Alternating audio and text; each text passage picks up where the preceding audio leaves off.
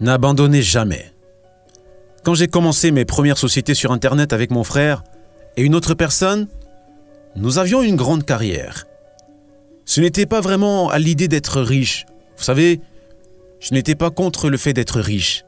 Mais c'était juste du point de vue que je voulais faire partie de l'Internet.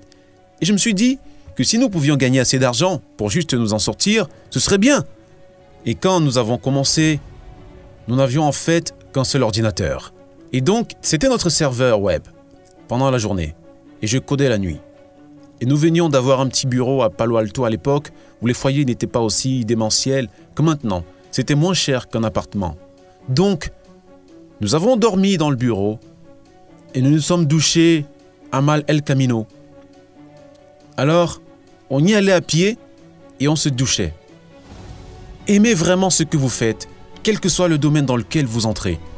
Étant donné que vous savez, même si vous êtes le meilleur, il y a toujours un risque d'échec. Donc, je pense qu'il est important que tu aimes vraiment ce que tu fais. Si tu n'aimes pas ce que tu fais, la vie est trop courte. Si tu aimes ce que tu fais, tu y penses, même quand tu ne travailles pas. Je veux dire que c'est juste quelque chose qui occupe ton esprit. Si vous n'aimez pas ça, vous ne pouvez pas vraiment faire fonctionner votre projet. Je pense aussi que les gens ont tendance à prendre des risques trop importants au niveau personnel. C'est une chose. Et si vous avez un prêt hypothécaire à payer et les enfants à charge et que vous vous écartez de votre travail à ce point, comment allez-vous faire pour nourrir la famille et payer le loyer?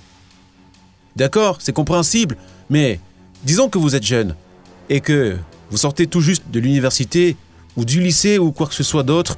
Je veux dire que ce n'est certainement pas dans une mono-économie. C'est si facile de gagner de l'argent, juste pour vivre quelque part et manger à sa faim. C'est très facile à faire. Et je ne sais pas de quoi ils ont peur. Ils ont surtout peur de l'échec. Je pense oui. Mais les gens devraient être moins réticents au risque quand il n'y a pas grand-chose à risquer. Et Tesla a vraiment fait face à cette menace de mort à cause des difficultés de production du modèle 3. La société perdait beaucoup d'argent. Et si nous ne résolvions pas ces problèmes, en très peu de temps, nous mourrions. Et il était extrêmement difficile de les résoudre. À quel point avez-vous frôlé le dépôt de bilan? À une semaine de cash près. Je travaillais 22 heures par jour, oui, 7 jours sur 7. Je dormais à l'usine. Je travaillais tous les jours dans l'atelier de peinture, l'atelier de carrosserie, l'atelier de montage général. Vous êtes-vous déjà inquiété pour votre propre implosion? C'était trop. Absolument. Personne ne devrait travailler autant d'heures. Ce n'est pas bien. Les gens ne devraient pas travailler autant. Je ne suis pas... Ils ne devraient pas le faire. C'est très douloureux. Cela m'atteint les oreilles, au cerveau et au cœur. Donc, ce n'est pas recommandé pour quiconque. Je l'ai fait parce que si je ne le faisais pas, alors Tesla avait de bonnes chances de mourir. Nous voulons avoir un avenir qui soit à la fois inspirant et passionnant. Je pense à un avenir où nous serons une civilisation spatiale et où nous vivrons parmi les étoiles. Je pense que tous les enfants seront enthousiasmés par cela. Vous n'avez pas besoin de leur apprendre un tel goût. C'est comme si c'était instinctif. C'est pourquoi il est très important pour nous d'avoir des raisons d'aimer. Des raisons d'être enthousiasmés par la vie. Quand vous vous réveillez le matin, il ne peut pas s'agir seulement de problèmes. Il faut que cela soit plus que cela. Pour que vous sachiez vous lever. Je pense qu'un avenir où vous pouvez dire que même si ce n'est pas vous, il y aura des gens qui pourront avoir une base sur la Lune. Nous aurons une ville sur Mars, peut-être d'autres lunes de Jupiter et tout. Je pense que c'est un avenir très excitant. Qu'est-ce que tout cela signifie et quel est le sens de la vie?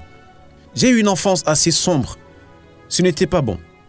J'essayais juste de comprendre ce que vous savez, ce que tout cela signifie et en fait, quand j'ai lu le guide de l'autostoppeur dans la galaxie, qui je pense est une excellente philosophie de travail, ça a en quelque sorte mis en évidence le fait que très souvent, le problème est de comprendre quelles questions se poser. Et si vous posez bien le cadre de la question, alors la réponse est la partie facile.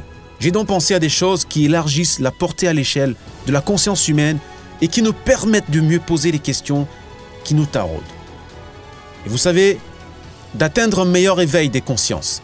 Ce sont des bonnes choses. Donc, c'est en quelque sorte ce que nous pouvons faire qui va très probablement mener à ce résultat.